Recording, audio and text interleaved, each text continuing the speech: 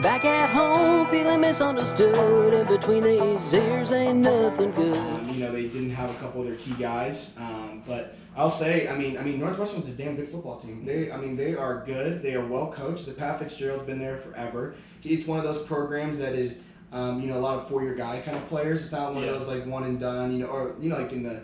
They're on the NFL quickly. It's like a factory, like the Alabama's, the Clemson's. And when you get a degree from Northwestern, you're getting a legitimate degree. Yeah. Because you can go to some of the, like Alabama, you can get a general studies degree from Alabama. Or, shout out Bussin' with the Boys, Taylor Lewan, general studies grad from Michigan. Yeah, there you go. At Northwestern, you're going to school. Yeah, you're going to the best school in the Big Ten. And they played their butts off. What Northwestern have to lose going into the game? You know what I mean? Like, what do they lose?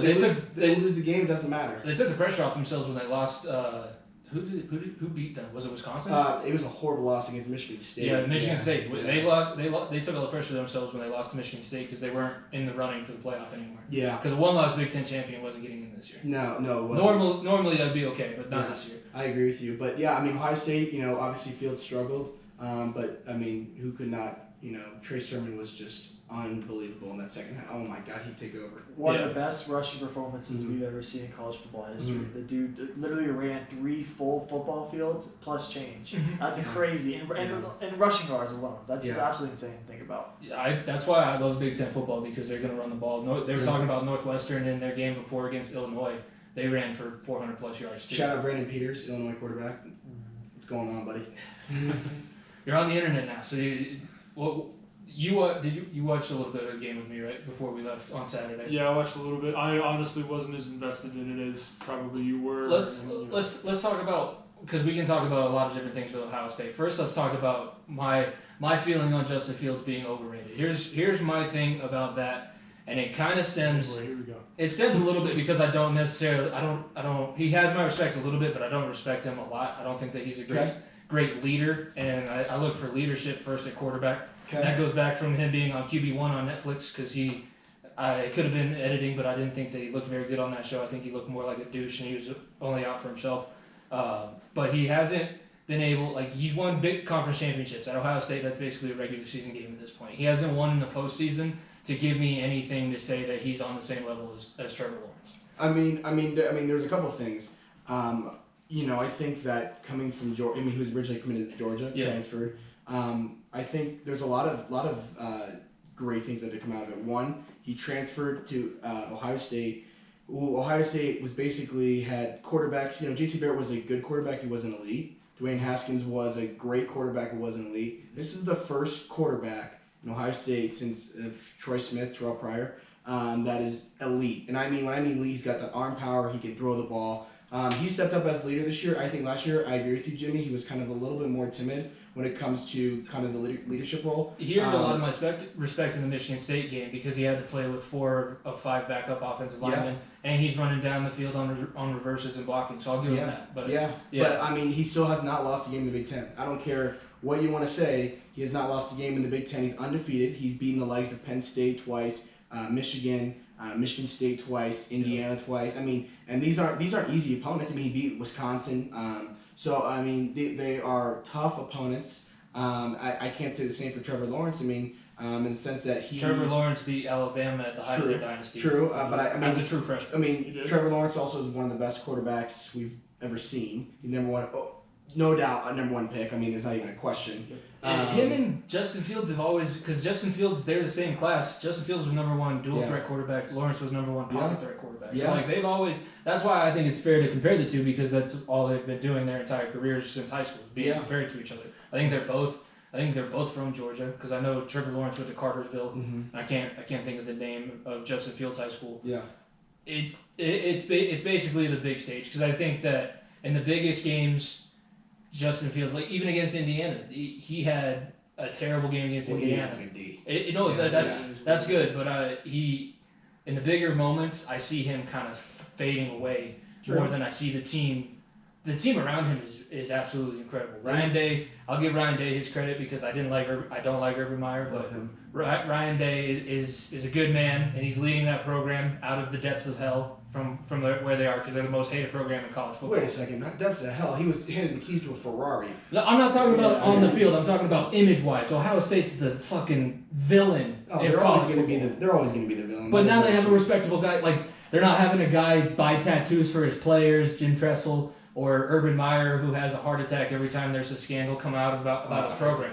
Here we go. I think there's. I mean, in my opinion, I think there's more like people like that are the most hated teams. I think Alabama deserves that spot. I think Notre Dame could be in that spot. Have you ever heard of Woody Hayes?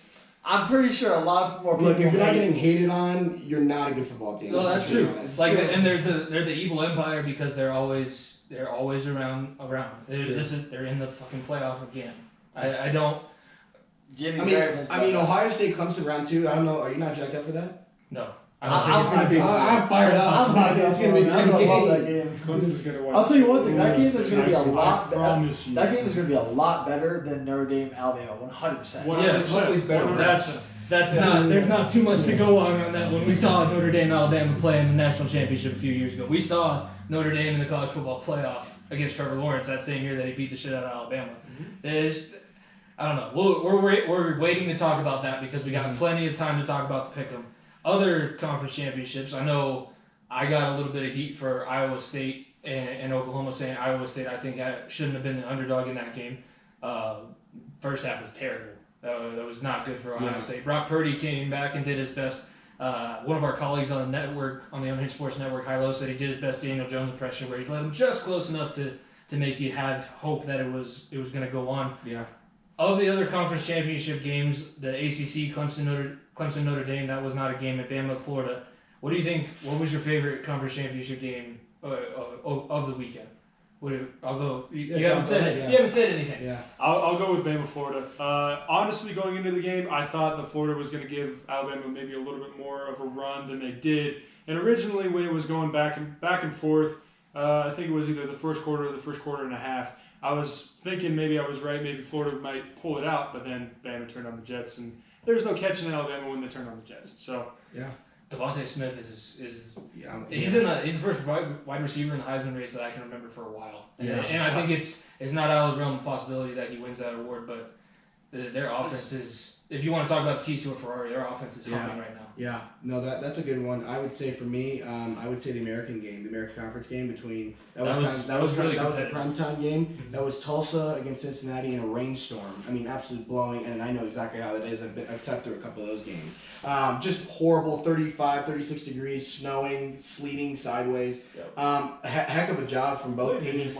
And I felt like that kind of game was a really good indicator of where Cincinnati is as a program, I think. Let me kind of back up here in the sense that I think Cincinnati, a couple years ago when they blew it against UCF, having a lead late in the game, in their championship game they blew it. I think that Cincinnati's really turned the corner, is becoming one of the more elite programs, I think, in the country. I mean, they have 45 guys in scholarship from the state of Ohio. They've literally taken all the kids that don't want to go to Ohio State or Michigan, and they go to Cincinnati. And Luke Fickell, who was a product of Urban Meyer, unbelievable head coach, unbelievable system that he's got down in Cincinnati. I loved that game. I really enjoyed it. That program, I think that conference as a whole is slept on because UCF is competitive every single year. Tulsa could compete with anybody. I like Tulsa in their bowl matchup. I can't remember who they're playing, but I do like them in that game.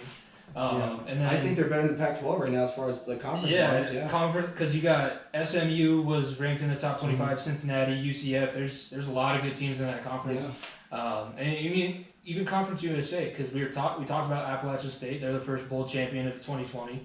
And that conference, you have Coastal Carolina was the champion of that conference in the CUSA. Yeah. So. And we all saw what Coastal Carolina did to BYU when you think you could beat up on Little Brother.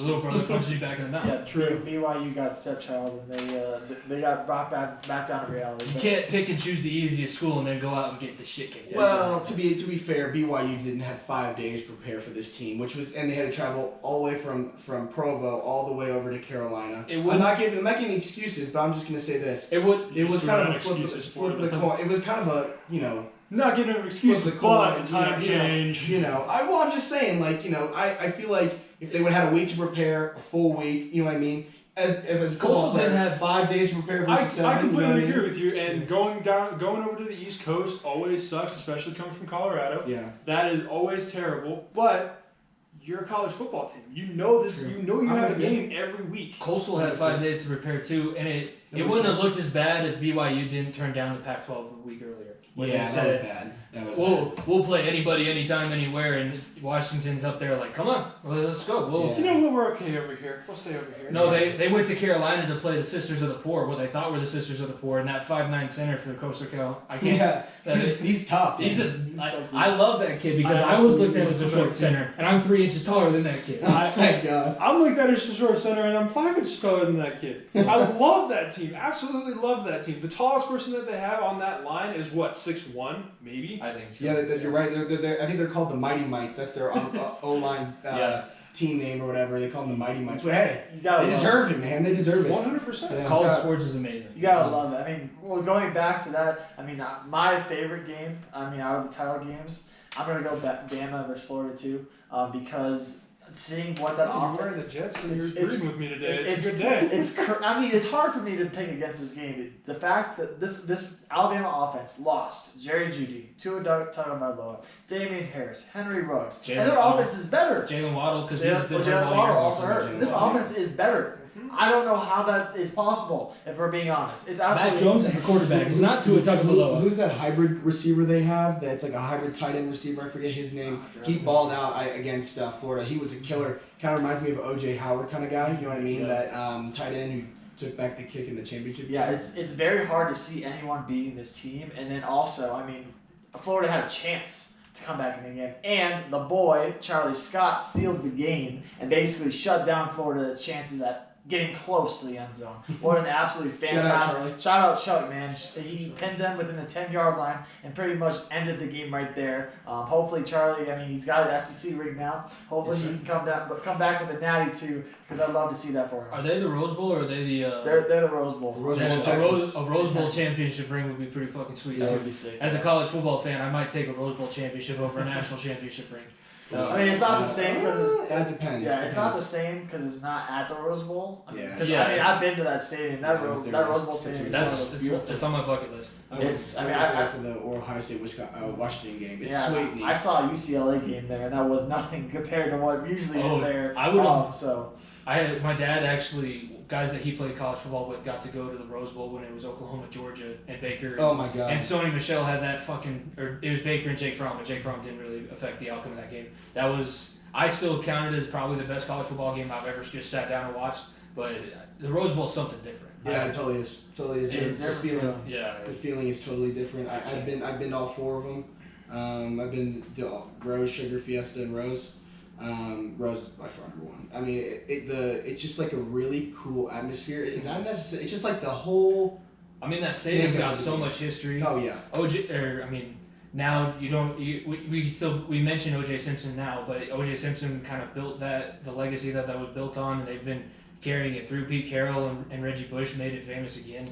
Yeah. It's just, it's one of those things. And then you can talk about the other greatest Rose Bowl game, USC Texas. Yeah, I was gonna say Vince Young and Reggie Bush going back and forth at it. That was Yeah. I mean, the game was only Pac-12 versus Big Ten. Big Ten for the longest time, and now we can see Alabama in it. How fun is that? I mean, Yeah. Pac-12 is not what it once was, and now you get to see an SEC school play in a quote-unquote Rose Bowl. Yeah, it's not the stadium, but it's still the same feeling. Yeah, Yeah, I love it. I love it. It's there's a ton of great matchups, and we're gonna get to them later. But we have this conversation now because the Heisman, it's gonna be in 2021. So are they counting postseason stats? Because they normally don't count.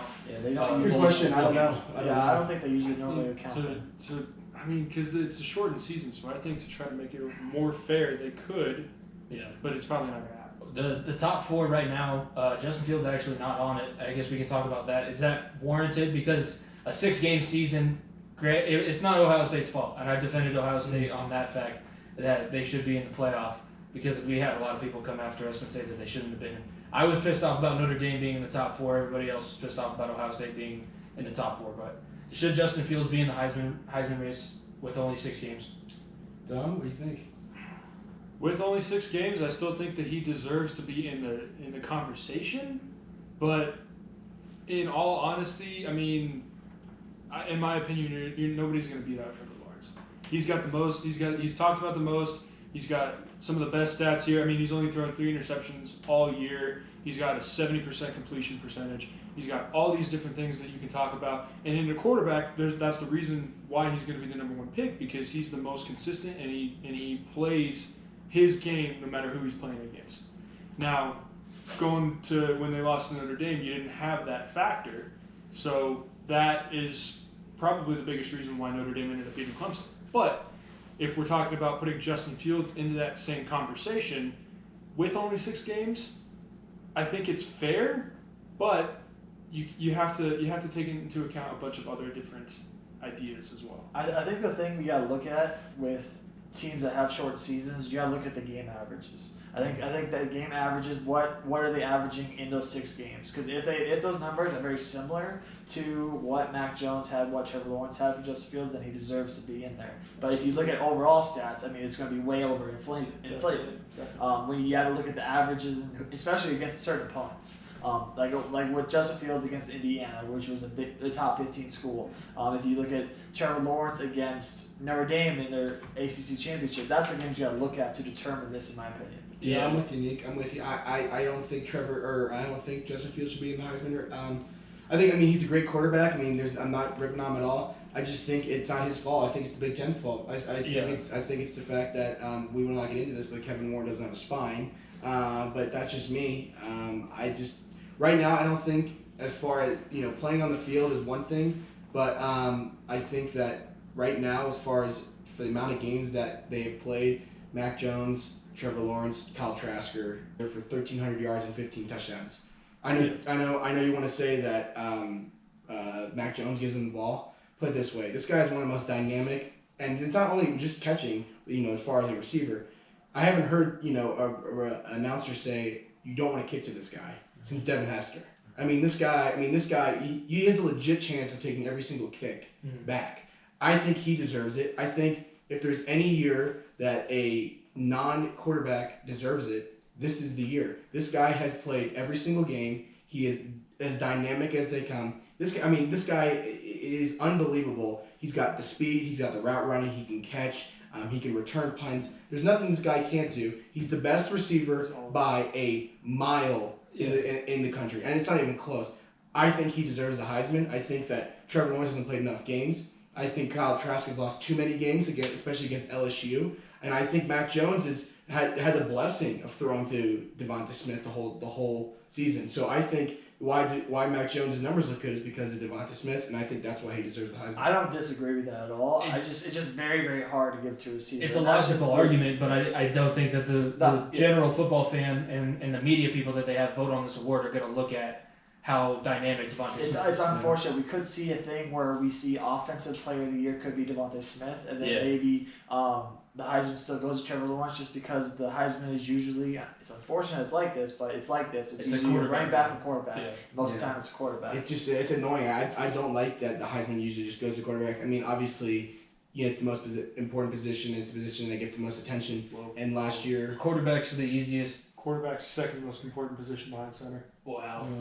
That's your personal opinion, big guy. Not personal opinion. That's true. Without the O-line, there would be no quarterback. But I'll put it this way: if the LSU Tigers did not have Joe Burrow last year, I don't care how good the center was, they weren't going to win that shit. It was Cush, yeah.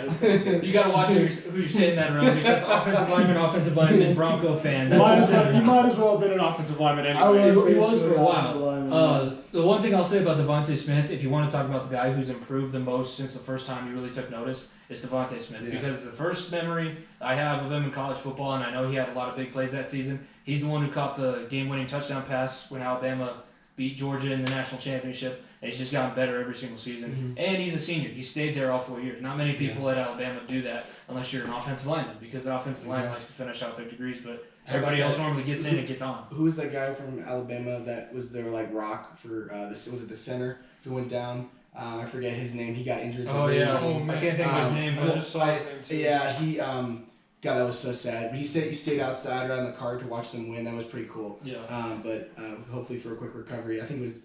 I forget his name. Landon Dickerson. That's right. But yeah, Jimmy, I agree with you on that. I don't think that I've ever seen a dominant receiver like this stay for 4 years and just get better and each just get year. better each year. Yeah. I mean, T Higgins was good as a freshman, and I think he got better, but this is leaps and bounds. This is I said it. I still think that I think Devontae Smith might have a better upside than Henry Ruggs and Jerry Jeudy. There's a possibility, depending on the situation that he gets put in, and depending on his quarterback, because not many people are Justin Jefferson where you can make a bad quarterback better.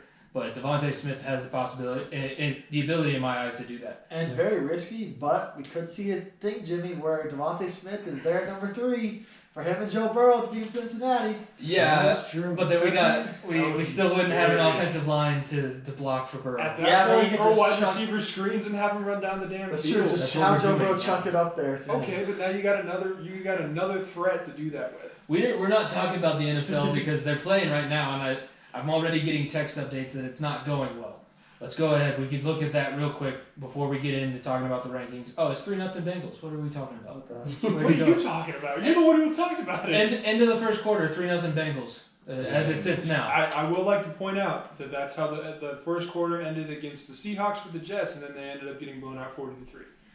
Hopefully, I just unjinxed. Passing, Memphis has won again. I'm going on recent history here. They've won 4 of the last 5, with a loss against Tulane, who's in the bowl. They have some good wins over Houston, who I know everybody's in the bowl this year. Everybody's in the bowl, but Memphis has been in the already post. 7-3 this year, an 8-point favorite. I'm rolling with them. I think this is a blowout game. I think they're gonna kill them. They have a lot of good bowl history recently. They've been playing a lot of postseason. Paxton Lynch, I think he either won a bowl game but scored 63 points in a bowl game.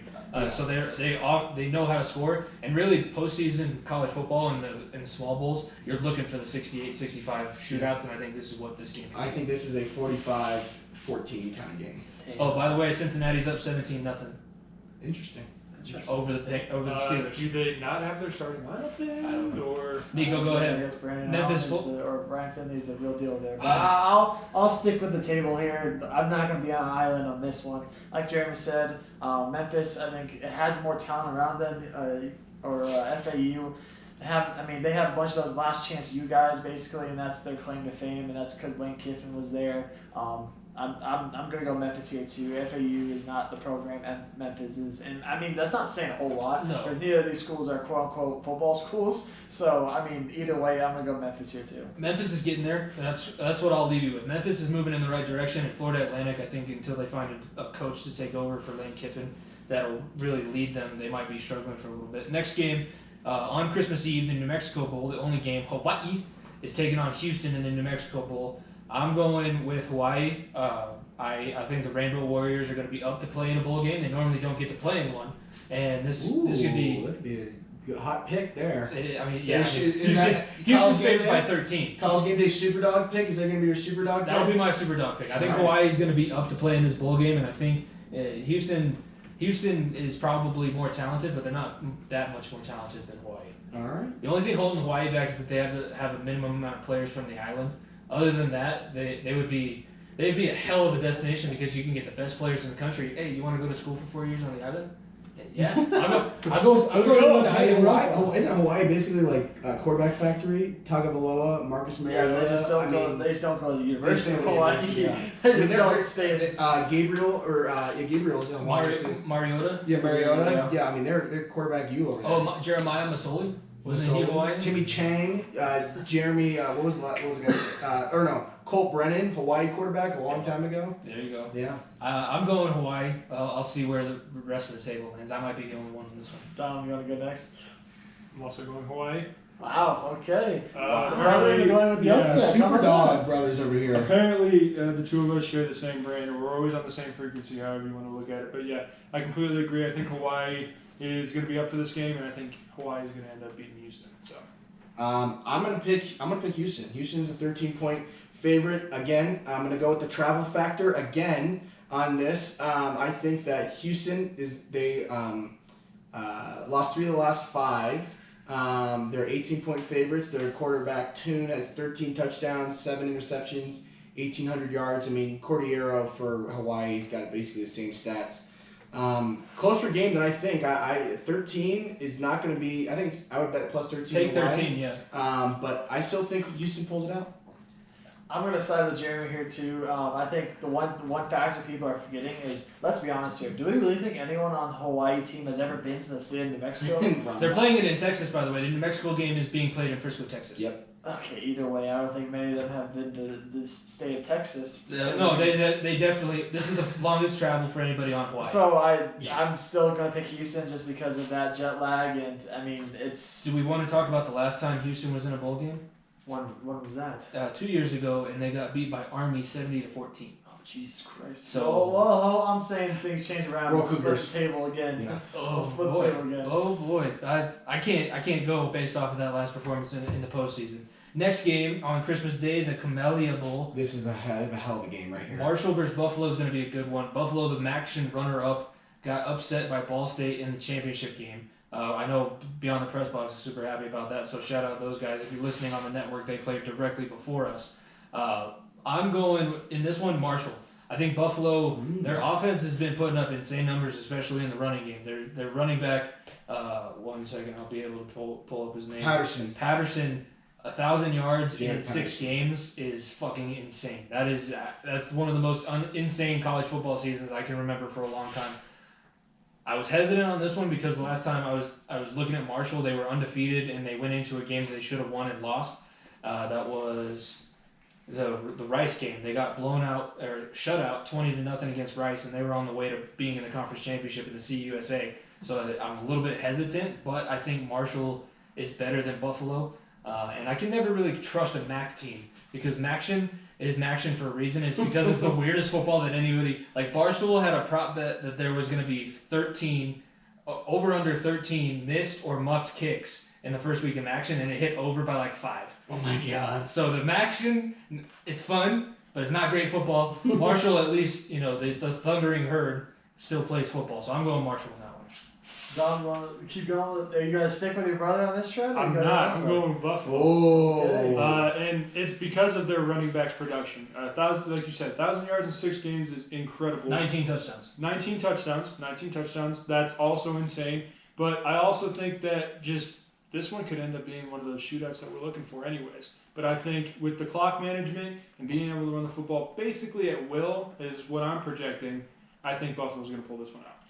That's a good pick. I'm with you, Dom. I'm with you on Buffalo. I think Buffalo's going to be heck of a. I mean, the running back. What's his name? Patterson. Jared Patterson. 1,000-yard rusher. He has 19 touchdowns on the year.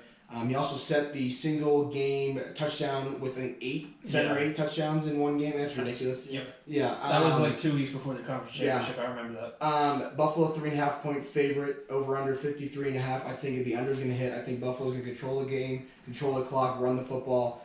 Pretty sound team. Yes, Jimmy, I know it's the MACtion. But bowl games are just different. They just have a different feel to them. They have been putting up insane numbers. Listen to this. Last 4 games Buffalo's played, they have won 56-7, 70-41, 42-17, 42-10. Yeah. They are tough. The Ball State game, I think, was just a little speed bump for them, but I'm rolling with the Buffalo. I'm gonna go with Dom and Jeremy here. Jimmy, I'll be the island. Yeah.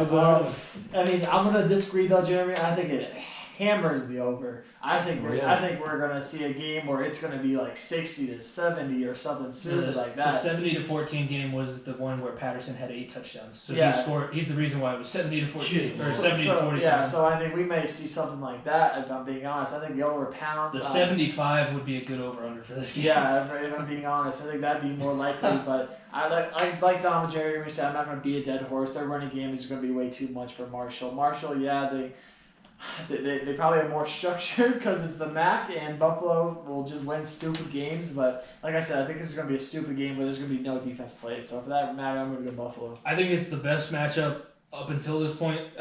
We're going to take a quick break here and double check everything is going smoothly. But this is one of the best matchups of the early bowl season. But with that, we'll take a break. We'll be right back after you hear a little bit about Fanatics and maybe Fubo TV as our new partnership with the Unhinged Sports.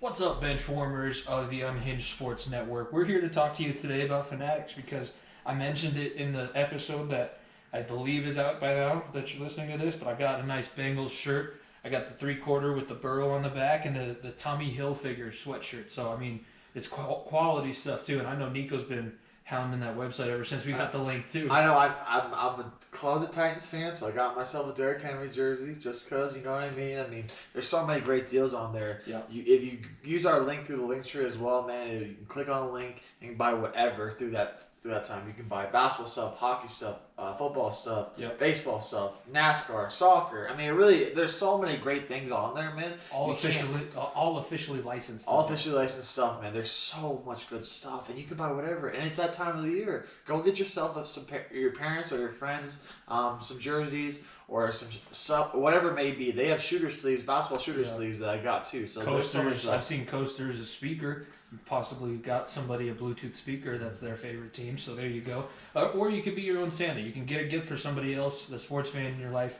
But it doesn't have to be just football or basketball. There's everything that you could possibly think of on there. So go hit the link in our link tree to Fanatics. Help out the Unhinged Sports Network and help out the far end of the bench as well. Thanks. Well, now you just heard from one of our good sponsors at the Unhinged Sports Network. Use the links in our bio. You'll hear about it by the time this episode comes out. Fubo TV is our new partnership with the network. We also have Fanatics still. Can't get it by Christmas, but you can still buy whatever sweet jersey.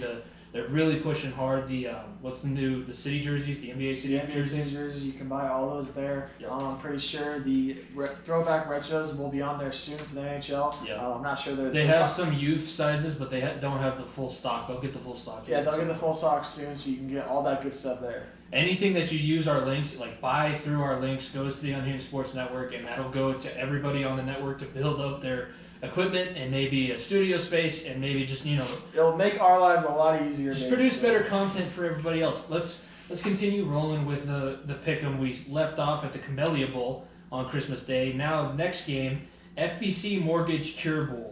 Liberty and number 12, Coastal Carolina. Liberty, if you weren't paying attention towards the beginning of the season, they were ranked in the top 15, I think, at one point.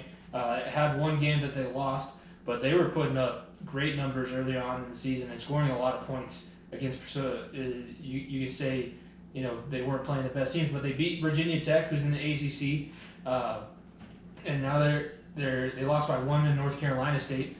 And Coastal Carolina, I think they're probably the most emotional team that I feel towards this bowl season, with their midget offensive line and the 5'9" center. And thank you for punching BYU in the mouth and showing them that they aren't actually tough. Just because you're serving Coke on your campus now does not make you tough.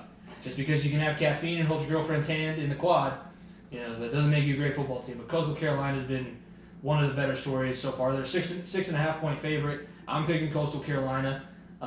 And I think this is going to be one of those other games like we talked about with Marshall and Buffalo. This could be one of the better games before we get to the final college football final and the semifinal matchups. So I'm going Coastal Carolina. And again, I'm going with Coastal Carolina as well.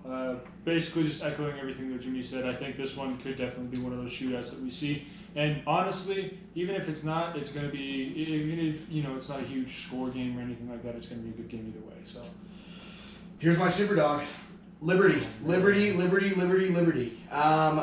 like Liberty. I think they're a better team than the Chanticleers. So okay. I was waiting for somebody to say the mascot because I couldn't think of it. Yeah, the Chanticleers.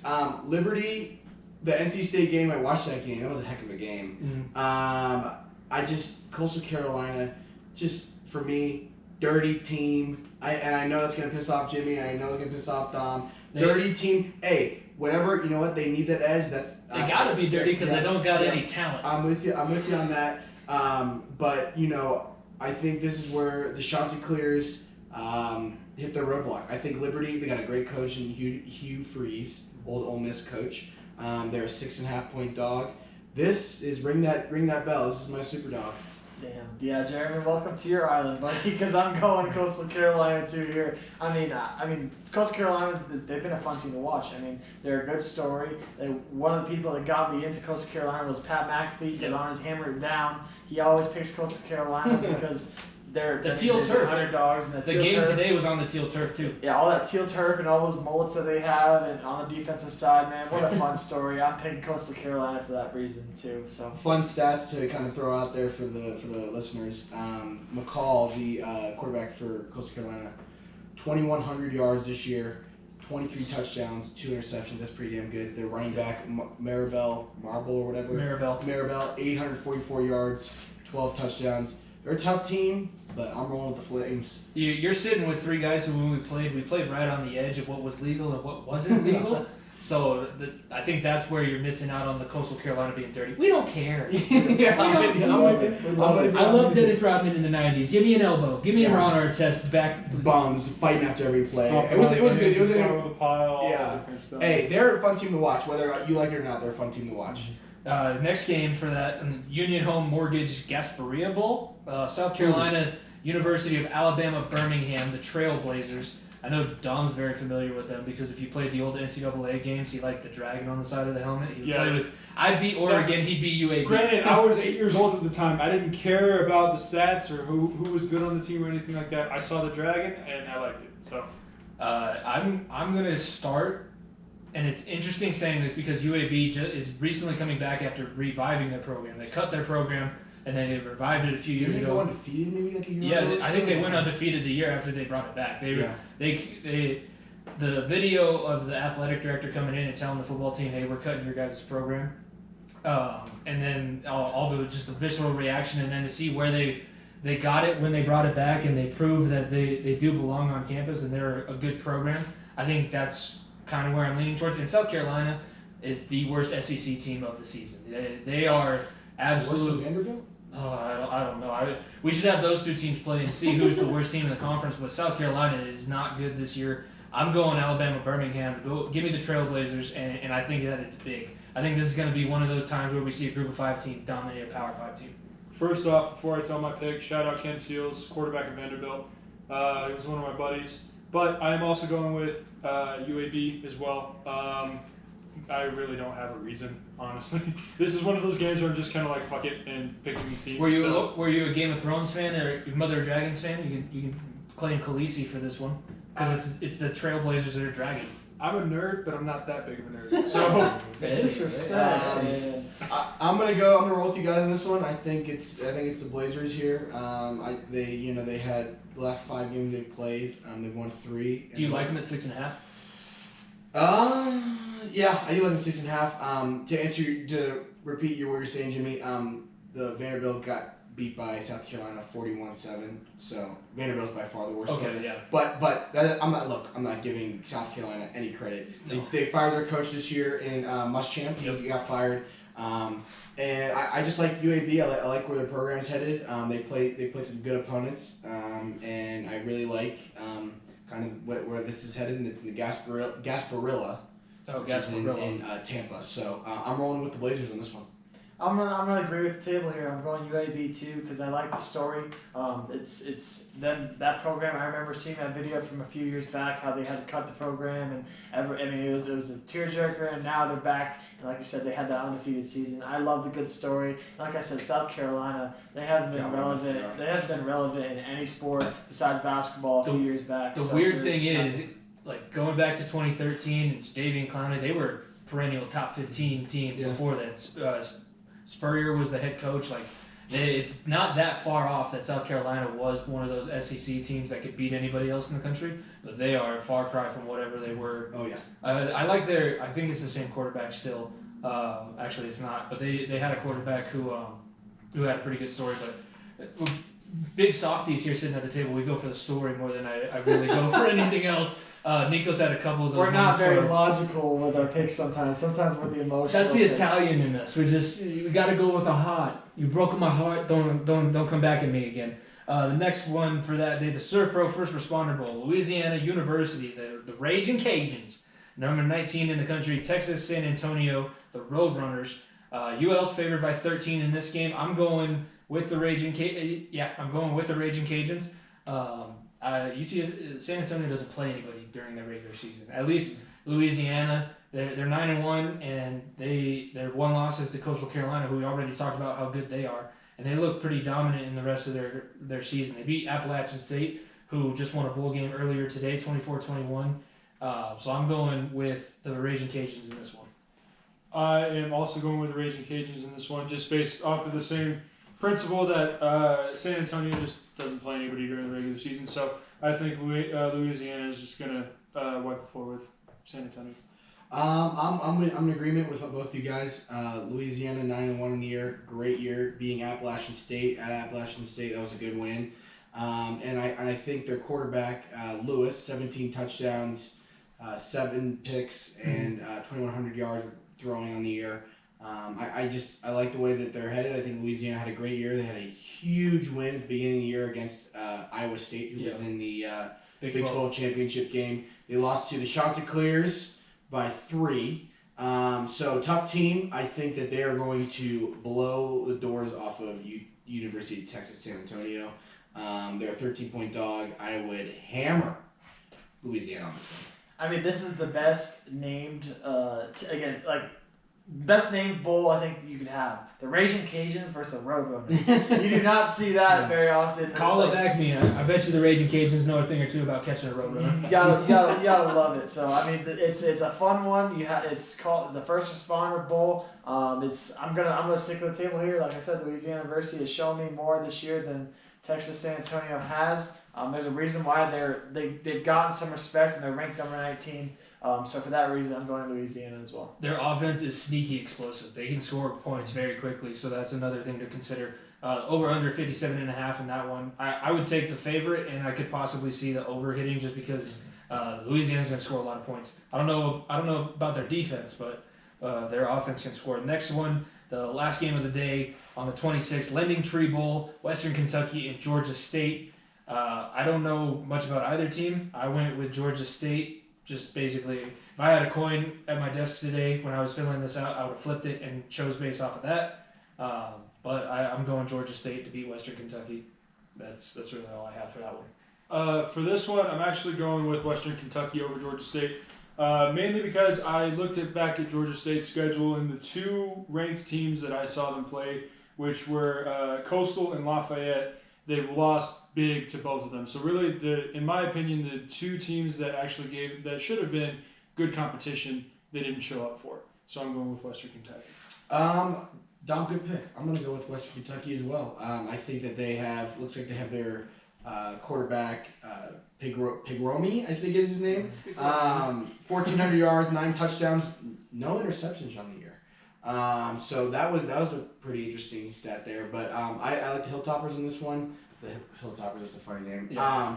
The Lending Tree Bowl, going with Western Kentucky. I'm gonna stick with Dom and Jeremy here, Western Kentucky. Like I said, Georgia State this is not a game that's. These 2 teams are loving everybody gets in a bowl game. It's a feel-good game, honestly, between the 2.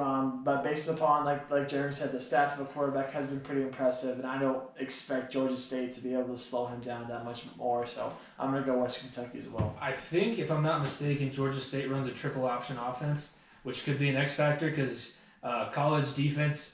You control the clock if you run a triple option. You don't have a ton of time to prepare against all the different combinations of ways they can run at you. And especially with triple offense. Especially with triple option offense, you hammer the under. Yes. Because you're not going to have enough time to get the over. 51.5 is.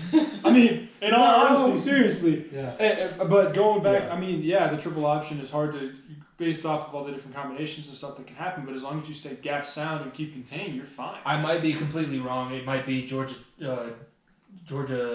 Southern that runs the. Georgia Tech used to, but they don't do it anymore. Georgia Southern might be the other team that runs the triple option. But either way, like I said, don't know either team. I'm still going to watch because I watched all the bowl games, but who knows. Next game that we're talking about, the Cheez-It Bowl. We have the good games now. The better games. The ones that you'll know more. The ones you'll know more about, The Cheez-It Bowl, the last few years, has been notorious for being the worst bowl game. I went last year.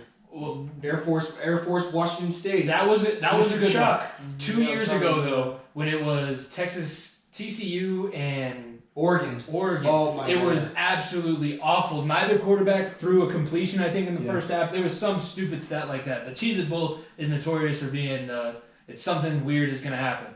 But Oklahoma State, Miami, I think this was a lot easier game to pick than people were probably giving it credit for. Oklahoma State's a 2-point favorite. Don't understand that. Miami, they have Derek King, who, if the team would have been a little bit more successful, we could have been talking about him in the Heisman race. I gave him a Heisman moment against it was NC State, where I almost got that big upset in that one. I jinxed myself. I do that a lot. Almost did it again this weekend, but as you see, Niko's in the Jets jersey. I was he ended up pissed off. Oh my gosh. Calm down. It's my show. It's our show. It's our show. It's our show. You're the guest. Don't disrespect me in my house. It's not your house. Don't disrespect me in Niko's house. I'm going Miami. I think Oklahoma State. If we're going back to the emotional picker in me, they've screwed me over a couple times, and they screwed over the Big 12 as a conference because they were the last team with a chance to make it into the playoff, and they were undefeated. And I talked about it when I was on Air Raid Attack. They're just little brothers at this point. If you want to talk about a team who doesn't know how to win big games, it's Oklahoma State. I'm going Hurricanes, and I don't know why Oklahoma State's favored. That makes no sense.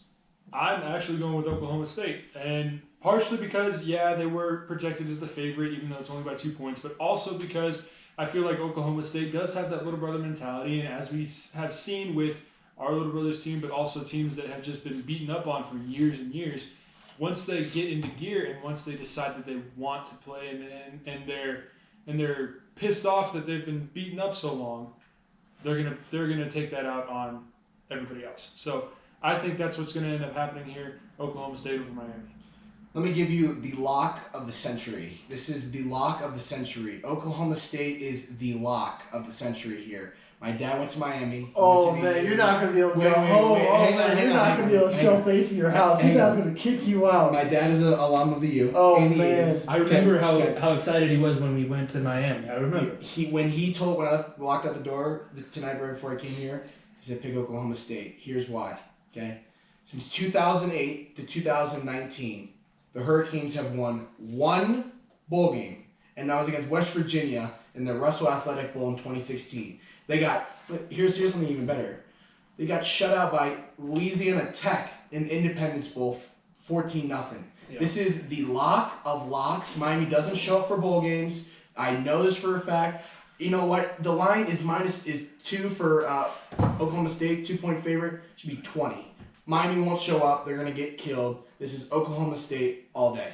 Damn, I am very, very surprised if I'm being honest with you, because I don't know how your dad's letting you back in the house. Where it's his dad's pick. Picking Oklahoma State. I mean, I'm going to the U. I'm picking the U, man. Like I said, Derek King showed me a lot. Oklahoma State showed me. I mean, we were talking about them in the playoff not too long ago. They should have been, yeah. And they just completely shit the bed the last few games against Oklahoma and Texas. And that's that. Kansas State. Kansas State. Keep going on and on, Jimmy. but I mean, I'm going to pick the U. I can't believe this isn't an island pick, if I'm being honest, because I thought you would have gone Oklahoma State, Jimmy. But, I was thinking about it, but I don't trust Mike Gundy. Just like your dad doesn't trust Miami in the bowl games right now. I don't trust Mike Gundy. I think the mullet needs to go. Are you sure you're not going to switch your pick? I mean, I'm telling you right now. Here's the forewarning, folks. Hammer, and I mean hammer Oklahoma State. It's not even going to be close. Miami doesn't show up in bowl games. I know this because I've seen it for years and years. I want to believe that. It's not going to happen. I want to believe that Derek King. Jinx both of us. Mm-hmm. I want to believe that Derek King can bring, I think, one of the best programs in college football back to where it should be, because Miami needs to be good again. I agree with you. Miami needs to be good again. I don't know. I'm not sure about that one. Next one, I think the last time these two teams played, especially in the postseason, Texas and Colorado, it was when Vince Young put like 80 on the Buffaloes, and Joel Klatt, who was the quarterback at the time, got knocked out of the game. And I see this game kind of going a similar way. I'm taking Texas. Congrats to you. You guys had a great season. Shout out Dimitri. Shout out John. I know that probably pissed you guys all off, but I don't see a way that Texas loses this game. But CU has impressed me, and after what Mel Tucker did to him last season, this is a good bounce back season for the Buffaloes. Whether or not they were going to be bowl eligible in a regular year, who's to say? But they're bowl eligible now, and I think it's a good story there. But that's where it's going to end. I think Ellinger's going to lead Texas in his last game in the burnt orange. He's going to want to leave that program in a good place. With 3, I think it would be his 3rd bowl win as the starting quarterback. Yeah. So it would be a good story ending for him. I'm gonna go with CU on this one, partially because it's hometown. I'd love to see the hometown team end up with a win, especially in this big of a bowl game. But also, I'm going to make... Oh, it's the Valero Alamo Bowl. I forgot to say that, by the way. It is the Valero Alamo Bowl. But I'm also going to make one of my buddies at school very happy. Horns down. You know, you can never pick Texas, especially with that Oklahoma boy. Anyways. That's a 15-yard penalty. Dom, not so fast, my friend. Texas. See, hasn't played anybody this year. And when they played Utah this past weekend, or was it, last week, they got mollywopped by Utah. That was Swiss cheese defense there. And no offense to CU at all. And look, they should have been in the Pac-12 title game, I think. That was complete BS. But that being said, Texas is too tough. They have too much experience, especially with Ellinger at quarterback. They were rolling up until the Iowa State game, in which they should have won. Had so many penalties. They're an 11.5-point favorite. I'm rolling with Texas. Hook 'em. Damn it! I'm gonna side with Jeremy and Jimmy in here. I'm gonna go Texas as well. This one hurts. This one hurts a lot, but I am gonna say. How are you gonna be let back into your house? I don't think Reggie's gonna let you visit. Yeah, Reggie and Preston will be very happy about that. But I'm gonna go Texas here. Like I said, Sam Ellinger has the talent, and he could be a quarterback sleeper in next year's draft. Who knows? But If you want to talk about great stories too, he's got one of the best. His dad was a lifelong Texas fan. And I think when he was 4 years old, he looked at his dad, said he was going to be the quarterback at the Longhorns, and his dad unfortunately wasn't able to live long enough to see it, but it's a fulfilled promise. Yeah, for that reason, it's a good story. I think he finishes his career out with a W. However, I am going to say there will be a player prop. I am going to say, I don't know what the odds on this are, but Demetrius Sanders is going to score a touchdown. Take the odds on that. Prove me right, make me some money. You guys are going to lose, but you're going to score a TD, so make me some money. There you go. Go get it, Meat. Go get the fucking touchdown. Niko needs the money. He just lost out on $200 with the Jets. Still pissing me off. All right. Moving on. The next game, the Duke's Mayo Bowl. Wake Forest, Wisconsin. I like Wisconsin. Sam Hartman. Shout out Sam Hartman. He was also on QB1, the Netflix series. I liked him when he was on there, but Wisconsin's quarterback, and I'll look up his name real quick because Mertz. If they would have played more games and didn't lose 3 of their games, they were in the running. Like, they were the team that people were saying could compete with Ohio State coming out of the west side of the Big Ten. They were that team looked at the beginning of the year. Didn't work out that way, and they ended up losing to Indiana. I think Indiana, if you want to go, they're the second best team in the conference overall this year. But Wisconsin's very talented, and they're able to do it with a quarterback instead of a running back, which is the first time that they've been able to say that for a long time. I'm going Wisconsin over Wake Forest. I trust the Big Ten more than the ACC. I'll be honest with you, I don't really have a stake in this game. I just picked Wake Forest to shake it up a little bit, and because I did watch that QB1 series on Netflix, I liked Sam Hartman. You're going with the Demon Deacons? I'm going with College Bowl season's the best just because of the mascots. The Demon Deacons. The Demon Deacons and the Badgers this game. Dom, good pick. I'm with you on Wake Forest. Sam Hartman, 1,900 yards, 10 touchdowns, 1 pick. Wisconsin's horrible, and I'm going to be honest with you. This is not the Wisconsin team of old. In their last 5 games, they've scored 27, 6, 7, and 49 against Michigan. But who can't score against? That was Michigan? after having 3 weeks off in the middle of the season with COVID. They can't throw the ball. And if they can't run the ball, they're going to be stuck. Look, it's going to be a good game. This is I think Wake Forest has got a good complete team. I think they can spread you out. I think they can throw over you. Mertz is not a good quarterback. I think he's overrated. That's just me. I watched him against Indiana, and he looked horrible. Again, Indiana makes all the quarterbacks look horrible. It's Tom Allen's defense. I wouldn't put too much stock in that. But I watched them against Iowa. They couldn't move the ball. They can't move the ball this year. I don't know what it is. Maybe it's the running game. They have a freshman running back who's unbelievable. I think his name is Beal. Berger. He was actually pretty good against IU, but this is a no-brainer for me. I think it's Wake Forest by a mile. Dude, I mean, I know you hate Wisconsin. I don't hate Wisconsin. I mean, you're just not a fan of them, Yeah. but I don't hate strongly this. I root for the Big Ten. I root for the Big Ten. For the reason I'm going to pick Wisconsin here with Jimmy. Wisconsin, if this game is close, I'm going to guarantee Wisconsin wins this game because they played against the talent that Wake Forest hasn't really done. Right. I mean, Wisconsin has gone to play a bunch of great talent in the Big Ten. The ACC is very top heavy. Wake Forest never got to play Notre Dame. That was going to be their other big test. And they lost to Clemson and Virginia Tech, the only other 2 ranked teams that they're playing. Yeah, so for that reason, I'm going Wisconsin. Like I said, I think the factor of Wisconsin, the coaching staff and the people over there know what it takes to win. Maybe not a good bowl game, but they know how to win games against schools that they should beat. And for that reason, I'm going Wisconsin. But I mean, program history. I take into account program history for March Madness too.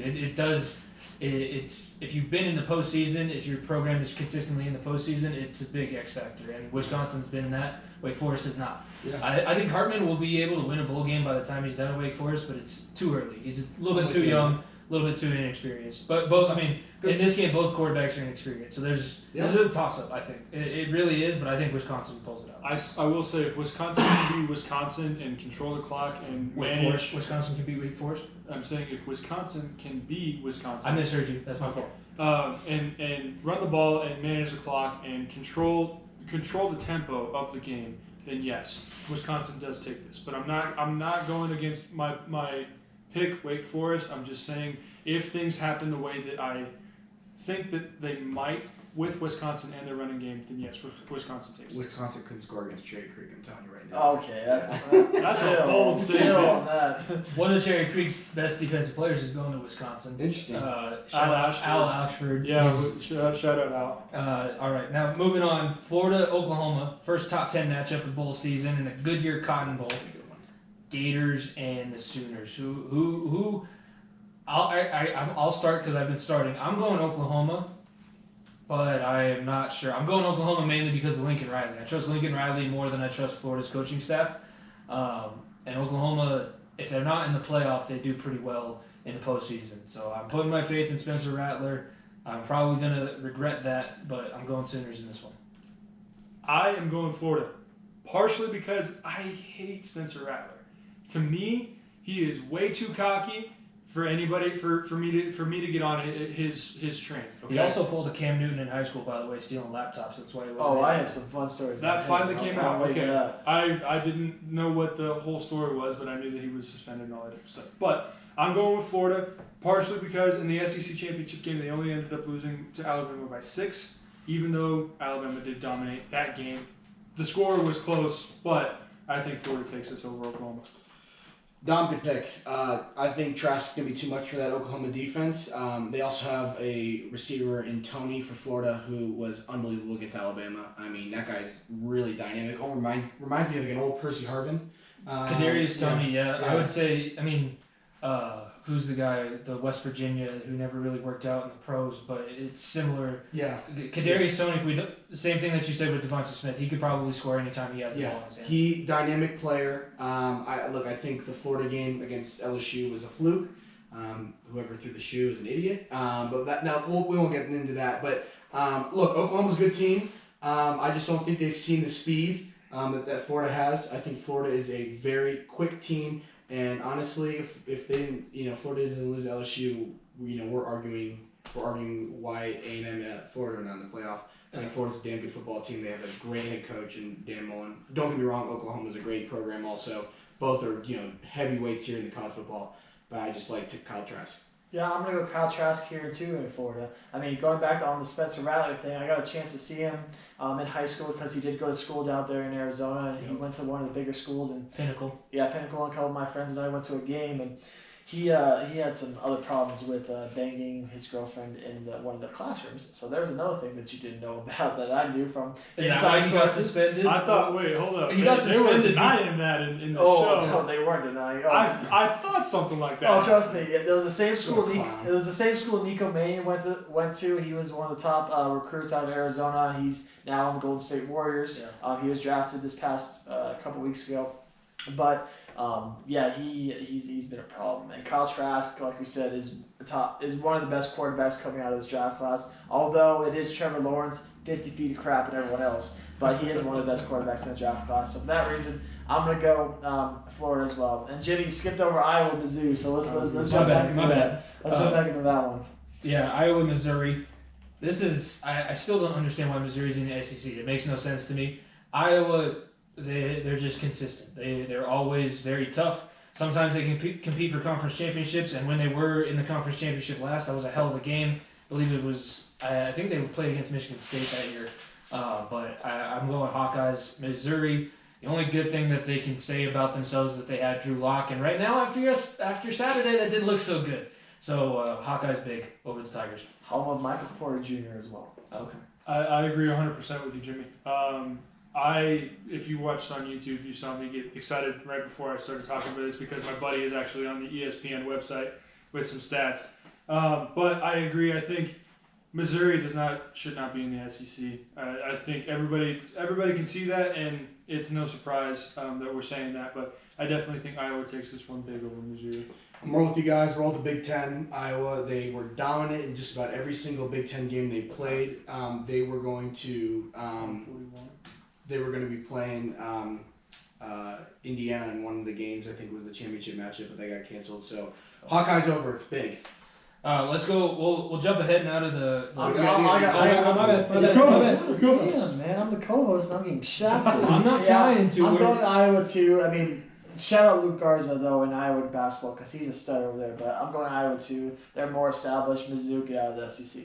All right, now I'm sorry, I apologize, but let's talk about the semifinal and final so that people listening on the Unhinged Sports Network will be able to hear that, and then it'll be cut off. So if you're listening live, go and find our recording or go watch the YouTube because we'll have the rest of the bowl games, but we want to talk about these ones. So first semifinal, Alabama, Notre Dame, 1 versus 4 matchup. I'm going Bama. It's not that hard for me. I don't think that Notre Dame is going to be able to stand up to talent. They haven't seen talent like that, except for Clemson, but that was without the big X factor, and we saw what happened when Trevor Lawrence came back. So I'm picking Bama over Notre Dame in that matchup for the semifinal.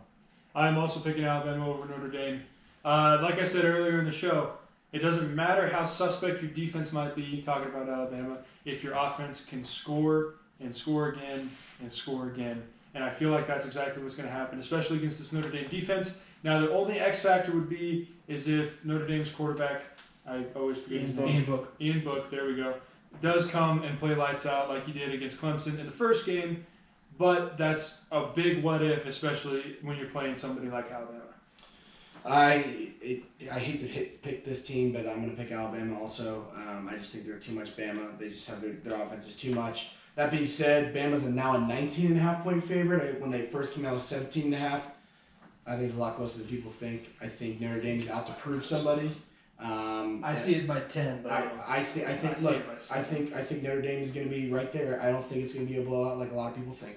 Well, I'm going to be the weird one. I'm saying it's a blowout because we saw what Trevor Lawrence was able to do to this Notre Dame defense. Are you kidding me? You really think Devontae Smith isn't going to have like 4 touchdowns? And do you really think Najee Harris isn't going to go off? Because they're going to have the best days of their life. And Alabama's going to steamroll Notre Dame. It did not. I told Jimmy this when the rankings came out. It did not matter who was at 4 because Alabama was going to beat anyone they put in front of them. And for that reason, I'm going Alabama. We were actually talking before we got here tonight that Alabama seems like they're on a mission because they haven't won a national championships in 2 on a revenge tour. They're trying to prove that they're still, it's not the end of the dynasty. They don't want the Patriots and Alabama dynasties to end at the same time. They want to keep it going.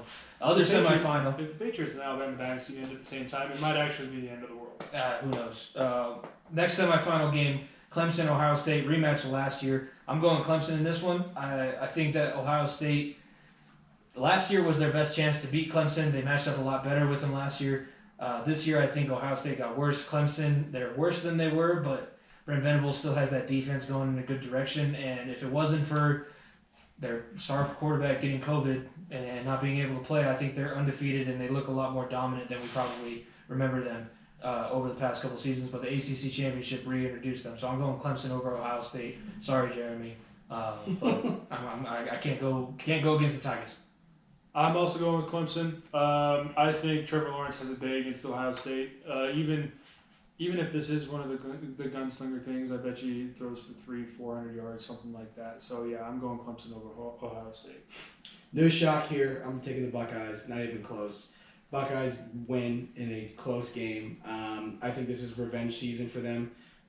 One of the things that I noticed with Ohio State, I've watched them since I was 2 or 3. I've been a fan forever. Mm-hmm. When Ohio State turns from the hunted to the hunter, they're not favored in this game. They're not expected to win this game. That is when they're dangerous. I'm just gonna let you know right now.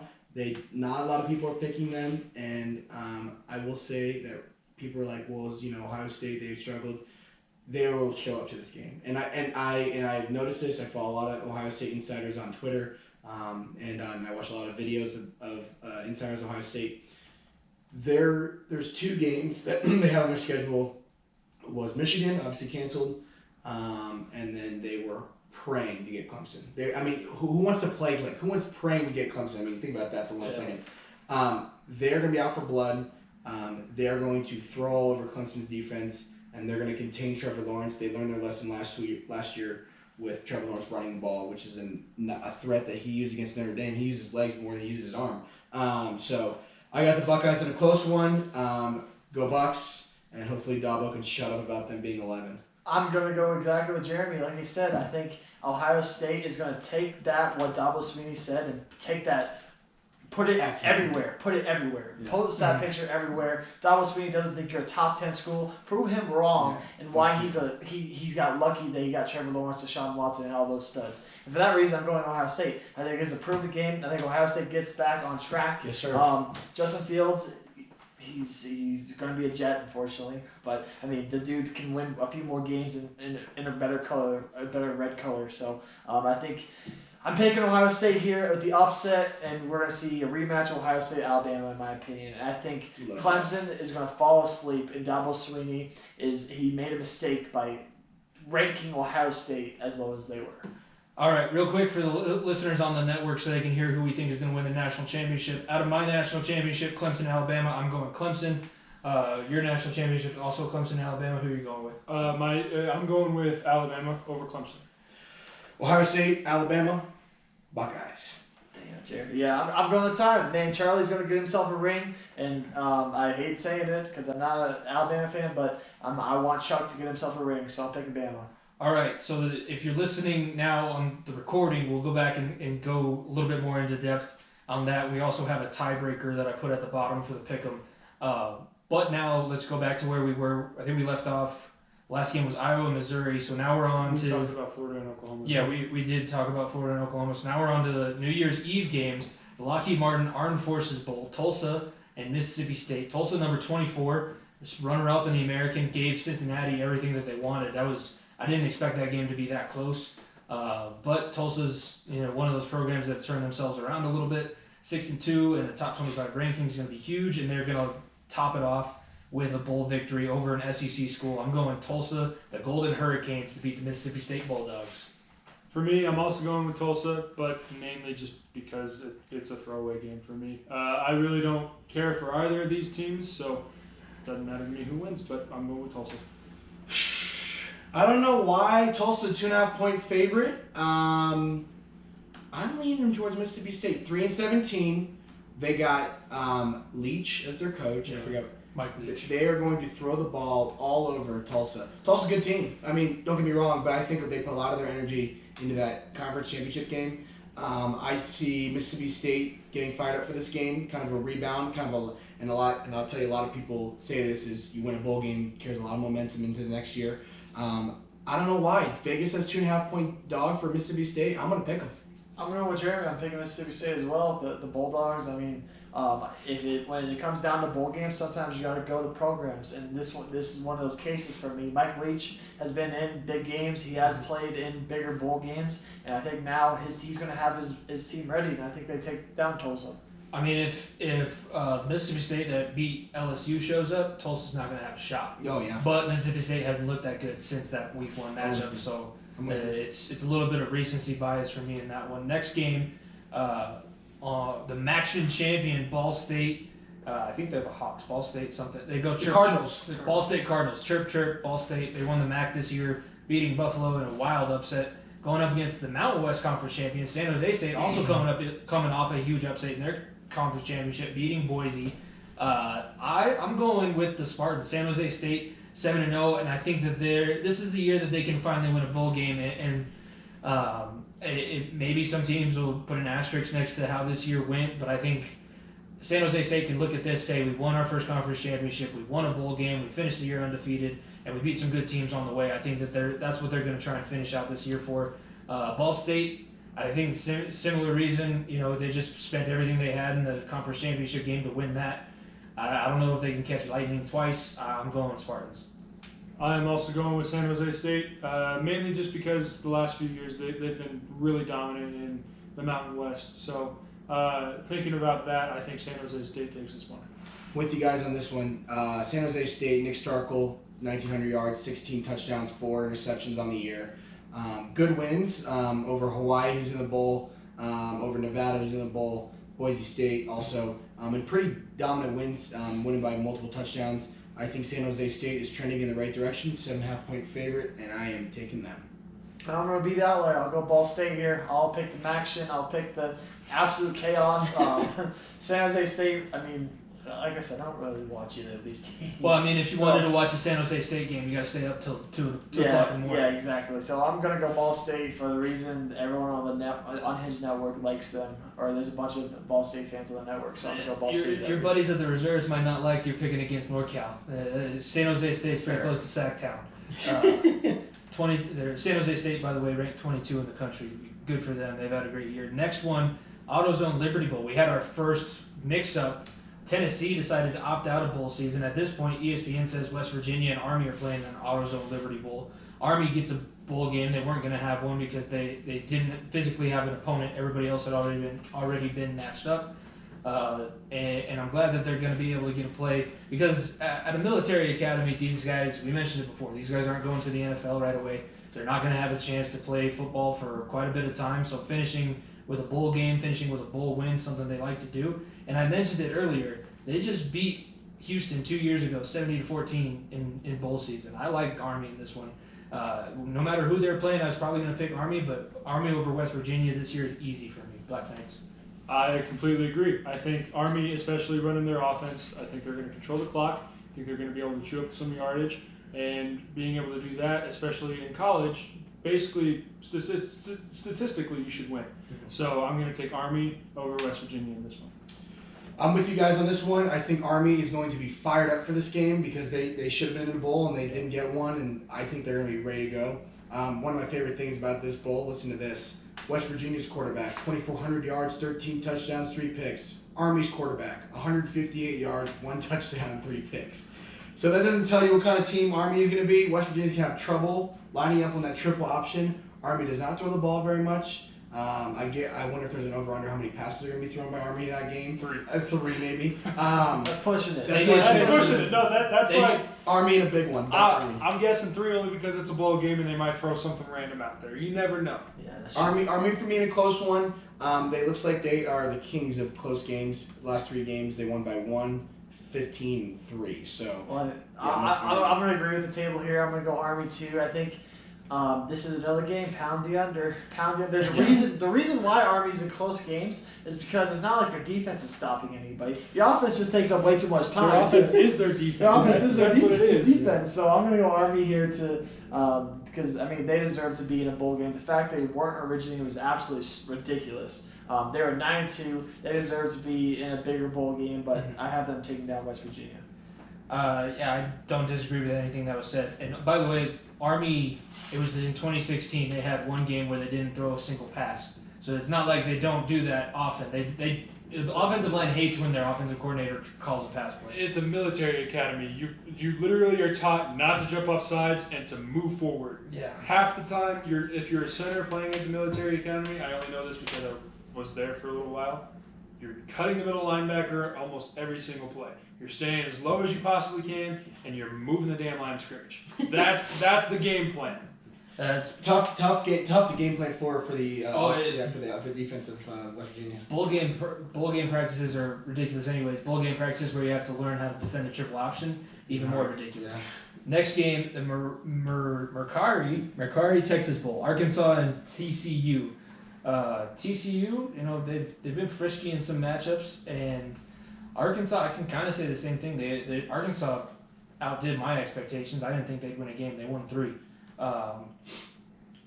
TCU did beat Oklahoma State, who we talked about earlier. They were the favorite to win the conference this year, so I'm going Horned Frogs over the Razorbacks. I don't like Arkansas in the postseason. I am also going TCU. Actually, because looking at their stats, their quarterback has 1,700 yards, and he has a completion percentage of 60%. So I think with those stats, especially against Arkansas's defense, TCU is going to control this game. Funny thing here about this game, I don't know if we did our Game of the Year segment yet, but we may or may not get to that. But I will say that the Game of the Year, and we'll just kind of mention this briefly. Arkansas, Missouri is the Game of the Year, I think, for me. That was a hell of a game. 50-48. Arkansas does not play defense. They do not. Here, he'll give you a little bit of a background. Here's their last 4 scores. Bama, they gave up 52. Missouri, they gave up 50. LSU, they gave up 27. And Florida, they gave up 63. Max Duggan has a day for TCU. I'm with Dom on this one. And Jimmy, I'm rolling with the Horned Frogs. Yeah, I was making a clean sweep. I'm going to TCU as well. Arkansas, they're little brothers in the SEC. And like Jeremy said, that defense can't stop a soul, especially in the Big 12. The the Big 12 is known for no defense as well. Yeah. And TCU can put up points, and I don't think Arkansas can do that. So I'm going TCU as well.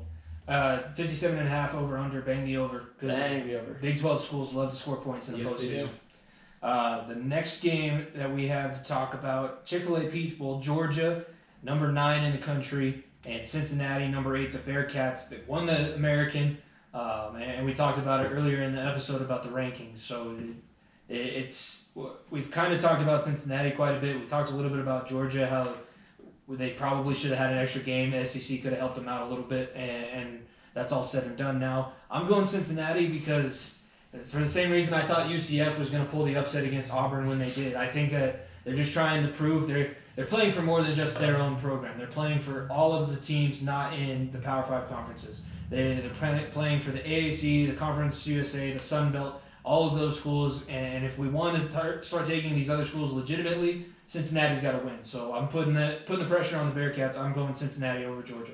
I'm also going Cincinnati over Georgia, although I think this is going to be probably one of the best games that we see in this bowl season. I just think Cincinnati, we were talking about creating a legacy, and over the last 4, 5, 6 years, however long it's been, Cincinnati has been putting together this team, the team that they want, especially to beat a team like Georgia, who everybody thinks is this huge powerhouse, this juggernaut, all this different stuff. Cincinnati has the tools to beat Georgia, so I think Cincinnati takes this one. I like your guys' confidence in the little brother. However, not so fast. Georgia. I think they're gonna beat their brains in. Actually, they're a 7-point favorite. It's a home game for Georgia. They're playing in the Mercedes-Benz, or they're playing in their Mercedes-Benz Atlanta Stadium. They have quarterback issues. However, White for Georgia, solid running back. I mean, they're running back you honestly. Georgia's too much. I think that they're going to roll over the Bearcats. I think this is another one of those games where the Bearcats put all their energy into that American Conference Championship. And I think there's too much talent on the side of the ball for Georgia. However, boy, would I like to see a little Bearcats upset here. Yeah, I mean, this is one of those games where I'm very, very happy with how they match this up, especially all the bowl pickers, because Cincinnati deserves a New Year's Six, and Georgia has a very, very storied program. Mm-hmm. This game is going to be very good in my opinion, but I'm going to side with Jeremy here because when it comes down to bowl games that mean a lot, Georgia has the track record that they know how to play in bowl games, maybe not win, but they know how to be up for big games and make them interesting. Cincinnati, it's a great story. I hope Cincinnati wins, but because I want to win the pick'em, I'm going Georgia. I'm going the not being in the top 4 invigorates Cincinnati, pisses them off a little bit. But I'll also go on the other side of that. With Auburn losing to UCF a couple years ago, I highly doubt Georgia's not going to be taking Cincinnati seriously. So the trap game argument, I think, is taken out in this one. With you on that too, Jimmy. Outside of the top 4, I think this is probably, of the semifinal games, this is the third best game that we're going to see in bowl season, along with the other ones that we talked about. But a New Year's Six bowl, this has the feel of a big time game. New Year's Six bowl. With you. The next game, the Verbo Citrus Bowl, Auburn and Northwestern. Northwestern dropped to 14 after losing to Ohio State in the Big Ten Championship. But we talked about Pat Fitzgerald. He was the stalwart for them. He's a great middle linebacker for them back in the day, and now he's building up that program. And Big Cat said it best on Pardon My Take for Barstool.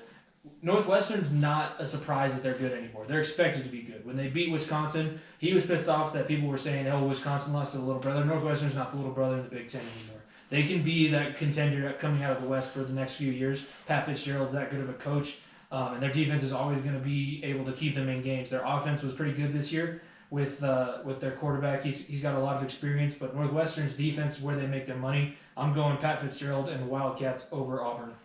I agree with Jimmy on this one. Honestly, in my opinion, Auburn just isn't Auburn anymore. For the last few years, it seems like they've been struggling a little bit. And like Jimmy was saying, Pat Fitzgerald has done a really amazing job with this Northwestern program, and I think Northwestern takes this one. Dom, I'm with you on that one as well, and Jimmy. I'm Big Ten homer over here. First of all, Auburn lost their coach. Gus Malzahn. Gus Malzahn was fired, and Auburn is they're probably going to lose their D coordinator to the Hoosiers. I don't know, that breaking news, maybe not. Ramsey's a good quarterback. He's a winner. He went 1,400 yards, 9 touchdowns. Bo Nix is a hell of a talent. Really good quarterback. I just think, like I said, Northwestern's defense is really good. I felt like they proved a lot to the country of playing Ohio State. I feel like they played them tough. Yes, they did lose that one game against Michigan State, but really that was their really only blemish in their resume this year. I like the Wildcats. I like Pat Fitzgerald, and I like the way they're headed. I'm going to go Northwestern as well. Northwestern is, like they showed their heart against Ohio State. I think it's a steamroll, if I'm being honest. Auburn, they got their asses kicked by Bama, and then whenever, I mean, if that last game of the year for Auburn, usually, I mean, it wasn't the last game of the year, but that game against Alabama defines how their season goes. Yeah. And they got their shit kicked in, and now that it's going to affect everything. They fired their coach because of that. Yep. Their whole program is still rebuilding. It's very hard to play in a bowl game after firing a coach because you have no idea what's going to happen. Is this guy stepping in? Is he going to be our head coach next year? Right. I have no idea. And so for that reason, I'm picking Northwestern here. I think what people are sleeping on is Pat Fitzgerald might get an NFL job soon. I mean, I hope he doesn't leave. No, he's not leaving. He has been rumored around the league, especially with the Jets, Dom.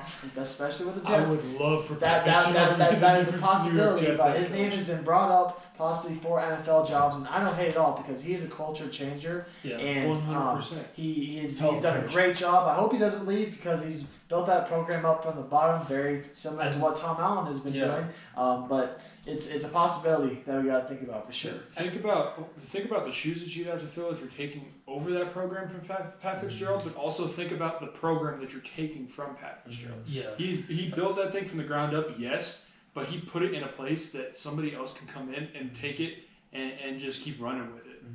I hope he doesn't leave. He's a great coach and he's good for the Big Ten. He's been a player there. He's been a coach there. I could see him maybe retiring there, but I don't know him well enough to know whether or not he's going to turn down a head coaching job. Guys, I'm doing this podcast. I'm not best friends with Pat Fitzgerald. If nobody knew that. Now the next games, we talked about the semifinal already, so now we get to wrap up with the January 2nd bowl games. I don't really care for any of these ones, except for Indiana. I'll give you that.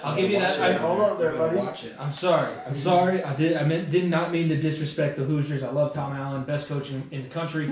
But first game, Taxslayer Gator Bowl, not the Gator.com Bowl anymore. North Carolina State, number 23, going up against Kentucky. I got NC State. Shout out Bradley Chubb. Shout out Ryan Finley because you might get us a win against the Bengals. Still holding a 7-point, or against the Steelers, still holding a 7-point lead on Monday Night Football. But I'm going NC State against Kentucky.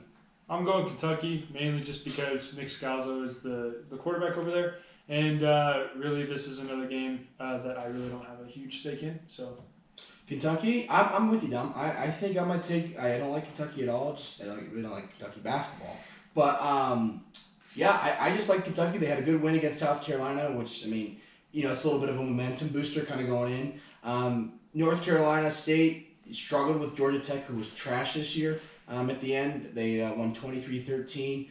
And they got, tough game against Miami, but they did beat Liberty. I mean, look, it's up and down here for NC State. Yeah. I just think this is one of those, bowl games. You have a couple weeks off, and then you get right into it. Kentucky was going to build some momentum going forward. It is December 23rd, the day you guys are listening to this. And you know what that means in the state of Kentucky? No one gives a damn about football. No one cares at all about football. That's true. It is a full bout. They are fully in swing in college basketball right now. Kentucky could care less about anything about football right now. And for that reason, NC State has a better program than Kentucky. So I'm picking NC State here with Jimmy. Yeah, I think that one's going to be. Although Kentucky basketball was 1-5, they have been struggling lately, which I love to see. Yeah, but now Duke is struggling too. So Kentucky wants to come back and be like, hey, we're not the worst blue blood anymore. So that's true. College basketball, we're going to talk about that plenty moving forward on the podcast. Now let's get into the game Jeremy's been waiting to talk about the whole time: the Outback Bowl, Ole Miss and Indiana. It's easy for me. Number 12, Indiana. They should be higher, or they're 11. They were 12 at some point, but they're 11 now. I'm going them against the Rebels because Tom Allen is going to get this team. They want this so bad for that coach. You can tell Indiana every time that they go out on the field, they just want to win for. They just want to win for Tom Allen. They don't care. They don't want to win for themselves or the program or all the accolades that come with it. They just want their coach to be happy and proud of them, and that's when you get the best football out of guys. So Indiana, Hoosiers, and I think it could be big, but it's going to be a statement win for that program, a bowl win. So originally when I was picking this game, it was just mainly just circling a name because I wanted to make a pick. Now it's just to piss you off. I'm going with Ole Miss. Really, that's the only reason that I have to go with Ole Miss. All right, fair enough. Well, I have breaking news here on the pod. I will be attending this game. Ooh. I'm going to the Outback Bowl. As of this morning, I booked my tickets and my flight, so I will be at this game, which is super exciting. I haven't been to a college football game this year. It either has a lot of people. You're going to be at the Super Bowl venue too, at Raymond James. Yeah. I'm going to be at this game, which is super exciting. Look, this shouldn't even be close. This should be Indiana by a gazillion. This is the most disrespected team all year. How the hell we didn't make a New Year's Six Bowl, I will not understand. And I tweeted this earlier, when the rankings came out, switched Indiana's resume and put Michigan, Penn State, Wisconsin, Michigan State, any of those names, we get a New Year's Six Bowl bid. Kevin Warren did a horrible job. He did not lobby for Indiana to make the New Year's Six Bowl. I mean, we have 3 ranked wins, and it's just unbelievable. Look, he spent all his time arguing for Ohio State. Yep, I agree. And look, that being said, Indiana, we won't go down the road of what the rules changed for Ohio State and that whole deal. That's a whole nother issue. It shouldn't even be close. Indiana's gonna get their first win since, listen to this, 1987 bowl win. First back-to-back winning seasons since 1986 and 1987. And if you're a recruit out there, you go play for the Hoosiers. Go play for Tom Allen. Oh man, this is. I'm totally agreeing with Jeremy here. This is very disrespectful that Indiana didn't even get to their bowl game isn't even against another ranked opponent. Yeah. That's just absolutely horrendous. You give them Ole Miss, who has struggled in the SEC. They have had some close games, but Indiana, man, they've only played 7 games, but I mean their only losses against the number 3 team in the country. Yeah. And you give them a team. And you give them a team like Ole Miss, this is going to be a steamroll. I don't even know what the cover is here, 6.5. 6.5. Bang that! Indiana's going to kill them, in my opinion. Just utter disrespect. They should have given them Iowa State, or they should have given them a better team. Maybe an Oregon, that would have been interesting. Or hell, give them to Florida and see what would have happened. But they deserve better than this. Ole Miss, Tom Allen is in the right track. Like we said with Northwestern. They changed their things around past Fitzgerald. Same thing Indiana. Indiana is on the right track now with Tom Allen. Yep. So for that reason, I'm going Indiana big. Yeah, it's no doubt. Tom Allen, best coach in the country. He should win Coach of the Year this year. And like Jeremy said, if you're a recruit and you found this podcast, I know I got a couple buddies that are looking to transfer places. If you can get in at Indiana, you're not gonna regret that decision. It's gonna be one of the best. One of the most genuine guys I've ever met. He showed up for intramural flag football game. Nicest guy ever, super personable, just an outstanding guy, somebody that you want to play for, and a guy that honestly, I'm going to be honest, I didn't think was going to get the job done, but he has built a culture around Indiana, and I hope they just blow the doors off of Ole Miss and they prove this country that Indiana belongs in the top 10. For the first time, I remember how long Indiana is a football school, ladies and gentlemen. There you go. They are a football school. It could be a football school for a while. All right, let's go ahead. We went overtime already, and if you're listening, if you listened on the network, be sure to be continuing to listen to this. Real quickly, let's go the last 2 games. Oregon, Iowa State. I'm just gonna go Oregon. I got Oregon in this one. Who do you got, Dom? I got Iowa State.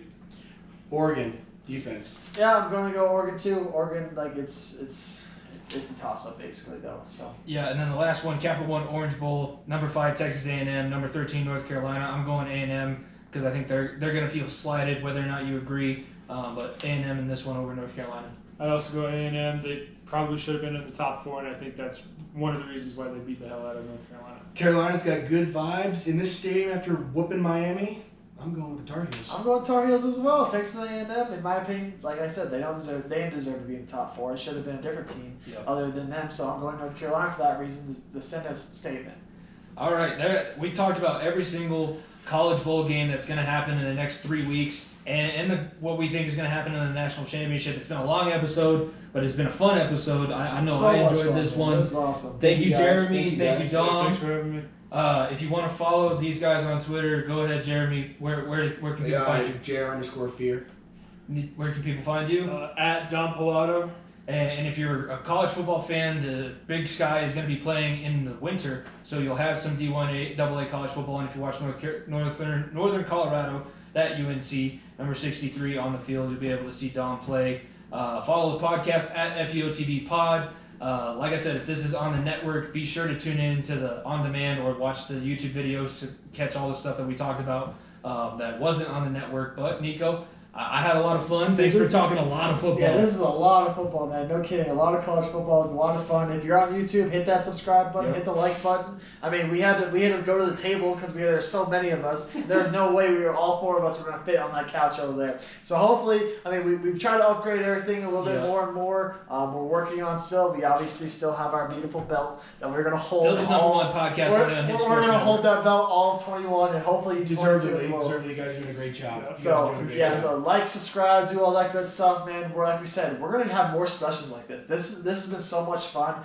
We have basketball shows with the network. Jimmy's gonna be part of the hockey show. We have the NFL Hinge show as well, man. Jimmy's gonna have a movie podcast too, man. Like there's so many good things along the network. Movie podcast. Dude, there's gonna be so many great things that we're gonna continue to put out. And obviously, man, this is still gonna be our best one though, because we love doing this every week, and it's the best thing on our slate every single Monday when we record. So hopefully you guys keep continuing to join us on the bench with the number 1 Unhinged podcast on the network. Number 1 Unhinged podcast. Let's defend the title for myself, Jimmy Pallotto, my brother Dom, Jeremy. Thank you guys. Niko. Appreciate it. At FEOTB Pod, all social media. We'll see you guys next week. Peace.